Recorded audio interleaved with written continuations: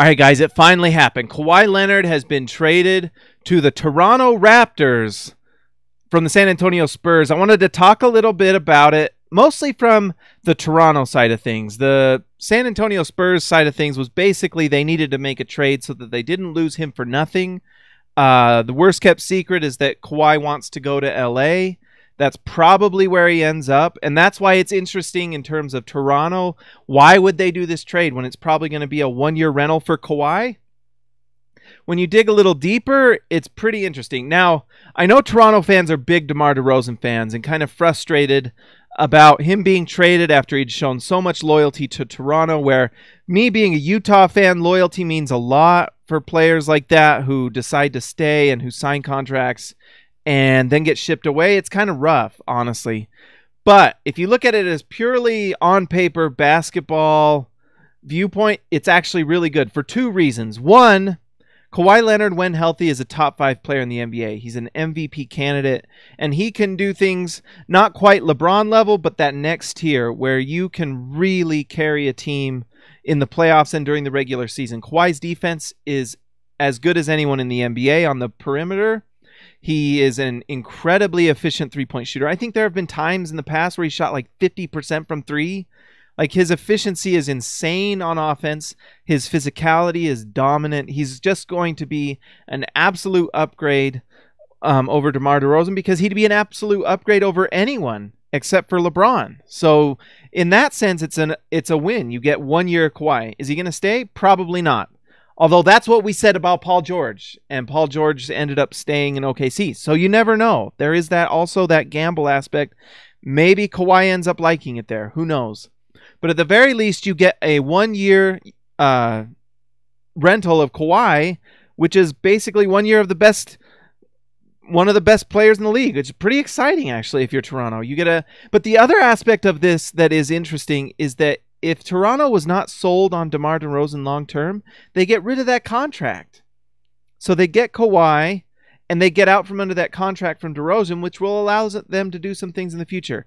Now, is Toronto a big free agency location? No, not really, but not many places are either. And so who knows? But they can at least offer Kawhi more money after 1 year and can get rid of that DeMar DeRozan contract and can figure things out, maybe sign another player after the fact. If they're a winning franchise, that makes it more likely to be able to sign winning players, and they get out from that money.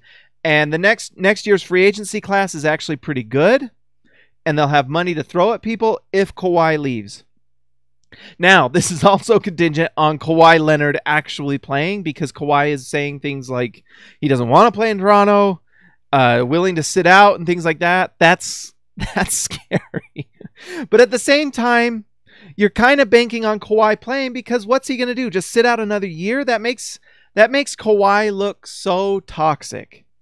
And honestly, it only helps him to play to make sure he shows the value to LA that he wants to. Because what's LA going to do in a year? Going to give him a max contract after 2 years of not playing? And he has to show that injury is not a real thing, because there's been two things with Kawhi. It's been, one, he's angry at the Spurs, or two, he has an injury that keeps him from playing. What is it? We need to find out, and we're about to. Is he healthy? I don't know. The recent news came out that Kawhi Leonard is looking to maybe play with Team USA basketball. That's a good sign. I don't know what Kawhi's camp is doing, honestly, at this point. I mean, if you're okay to play with USA basketball, then you're okay to play with Toronto, and they can start doing fines. They can withhold money. They can do all these things. Eventually he'll play. It's going to be kind of one of those things where, hey, you have to play for us. It might not be the greatest relationship, but you know what? Kawhi's proving his value. At some point this season, he has to play to show his value to LA if that's where he wants to go. And that only helps Toronto, because you get a motivated Kawhi Leonard trying to prove people wrong, show that he's healthy so that he can go. On the other hand, he might be hurt. And if he's hurt and you get 85% of Kawhi, do the Lakers still want that? Maybe. Or maybe that's a player that's willing to stay with Toronto. So it's kind of interesting for Toronto. They do give up Jakob Poeltl, DeMar DeRozan, who will go to the Spurs. The Spurs and a protected first-round pick, top 20 protected. The Spurs, I don't know if that was the best deal or if they were trying to keep him away from the Western Conference, or they're just sending him to the Northern Wall like in Game of Thrones and saying, we banish you, Kawhi. That's probably what they're doing. I don't know. It's just a crazy trade. For Toronto, you got to be excited. You just made a blockbuster trade for a top 5 player that, who knows, maybe it's a long season. And everyone said that Paul George was going to LA. Everyone. And he ended up staying.